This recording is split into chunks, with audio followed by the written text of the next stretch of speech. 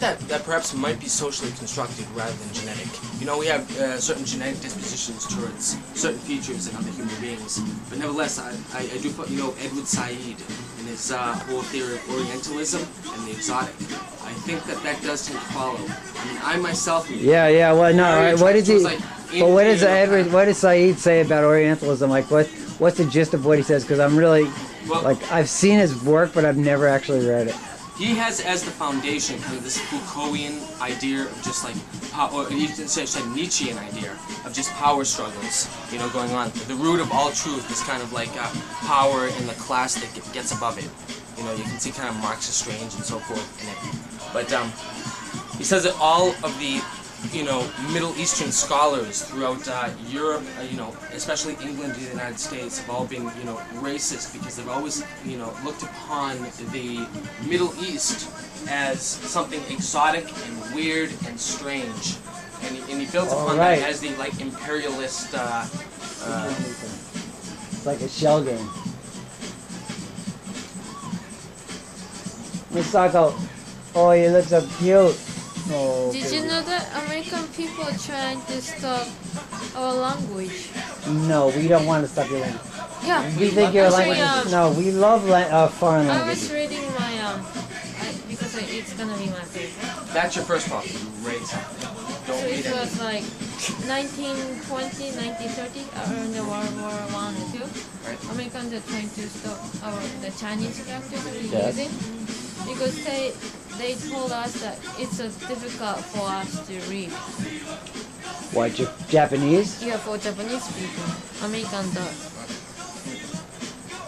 We really did treat the Japanese horrifically during like WW2. I'm sure you've heard about it. Like Yeah, but they were brutal too, man. Oh no, absolutely. I mean, I don't blame them, and I know, actually, exactly, to tell you the exactly. truth, I mean, I understand that their entire mindset, and in fact, I was actually embracing it for a while because I was reading their Japanese novelist, nationalist Yukio Mishima, and his Seeds of Destiny trilogy, and his manifesto, Sun and Steel, where like he went from being, it's an amazing book. He goes from being like a dusty bookworm, dweeb, dork, geek, to being a martial arts expert with a body like Bruce Lee around the same time as Bruce Lee, right? And he did that at the same time that he was going through the whole rise to being like Japan's premier imagist, right at the time when like sort of Japan was reeling from its humiliating defeat in World War II. No offense. That was awesome, wasn't it, man? He did. Like go. Yeah. America, America, USA. Like, no, So what but was your point? no, but Japan. You know, I mean, you gotta I'm just playing understand. with you. No, you gotta understand that actually, this is true, and a lot of people don't know this. But when we beat Japan, and Hirohito Yeah, we had signed the surrender. No, listen to this. America allowed Hirohito to live as in imperial honor afterwards in his own palace with everything he could possibly want, as if he were the emperor of Japan still. And not only that, but we rebuilt every city. We educated everybody. We poured our resources and our money and our medicine Is that into true that Japan. they kept Hirohito? It's Hirohito, isn't it? Yes, Hirohito. He only died 10 years ago. Was he made imperial, like general, or was he say emperor of Japan? No, he was emperor of Japan. They kept him that way. He was imperial. Yeah, he was. But he went from that being the actual emperor of Japan in 1947, no, 1949, to being the titular, or sort of like Queen Elizabeth is the Queen of England, but actually, political offices and so on. right. So, I mean.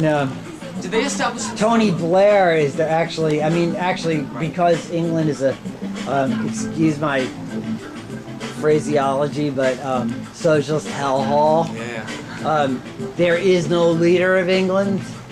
In other words, Tony Blair serves at the complete pleasure and whim of the Parliament.